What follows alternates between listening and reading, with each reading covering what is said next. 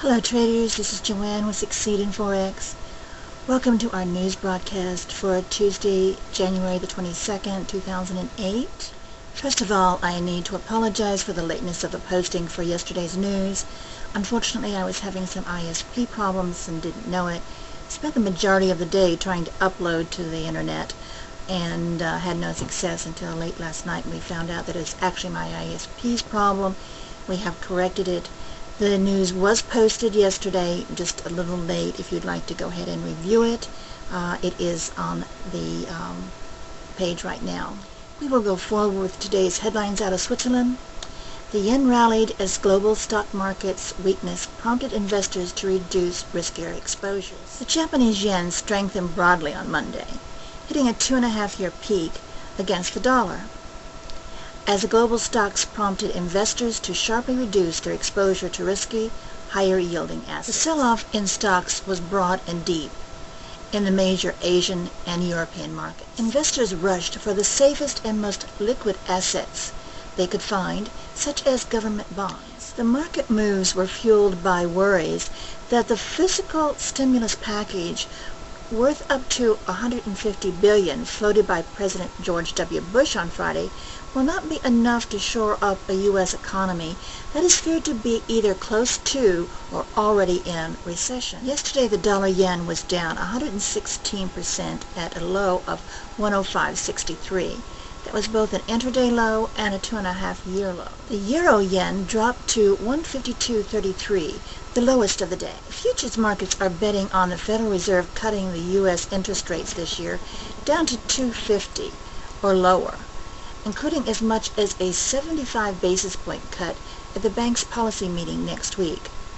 Well, as we already know, they dropped the bomb this morning and cut it 75 basis points just before the U.S. stock markets opened. This aggressive pricing has also spilled over into the European markets, where rates are now discounting more than a 50 basis points cut from the European Central Bank this year, compared with expectations at the start of the month that the bank would be staying on hold at 4%. The euro-dollar fell on Monday to 144.22, slipping below the 145 for the first time in almost a month. The euro-dollar has since retraced during the Frankfurt and London sessions to around 146.14. The pound-dollar was lower by around 77%, which was about at 194.04.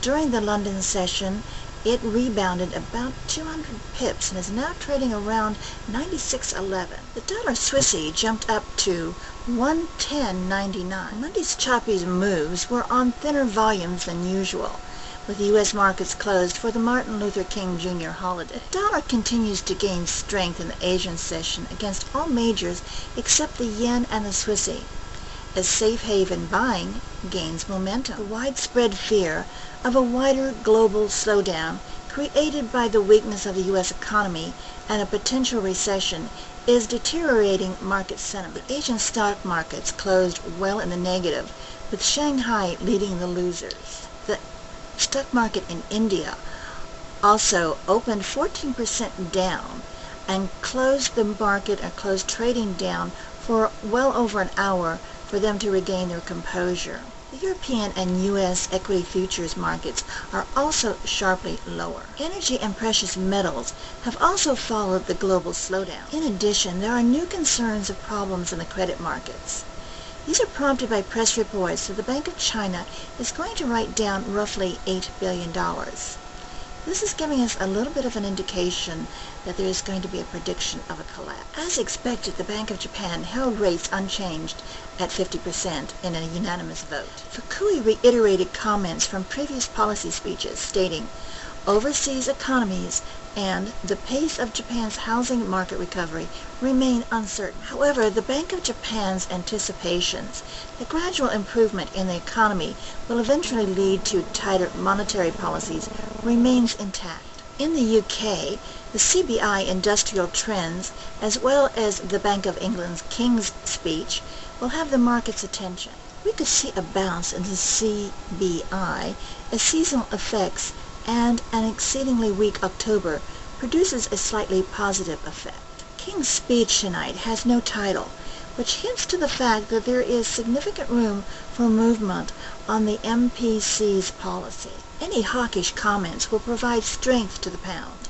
Today's Bank of Canada's rate decision will draw more than usual interest. The Bank of Canada is widely expected to cut rates by 25 basis points to 4%. However, there is still some risk that the bank will cut the rates further, up to 50 basis points. With recent fundamentals led by weaker than expected employment levels on both sides of the border, the Canadian bank might take a more aggressive stance. In a move that indicated panic, the Feds couldn't wait another week and chose to act this morning. Bernanke and crew cut federal funds rates by almost an unprecedented 75 basis points to 350 in an emergency move to shore up confidence before U.S. markets opened. This is the biggest cut in over 20 years, and the first time since 1994 that the Fed has moved 75 basis points in a single announcement. In the accompanying statement, the Fed stressed the escalating downside risk to the U.S. growth and the corrosion of financial conditions. In addition, the statement said that appreciable downside risk to growth still remains, which is perhaps an indication that we could see a further 50 basis points cut to 325 next week. The lone dissenter to today's cut was Poole, who wanted to delay a cut until next week, as we have not had an annual rotation of voters, even though he is not voting next week. The timing was clearly based on the over the 600-point buildup in the DJIA and the fear that this could cause a snowball effect. And a follow-up. The Bank of Canada cut rates 25 basis points to 4% as we expected. That concludes our news for today. Thank you for viewing. We would like to invite you to join us at our website at www.succeedinforex.com. There you can find information about our Traders Training Center and also a link to our Yahoo forum, which is also Succeed in Forex. We look forward to seeing you there.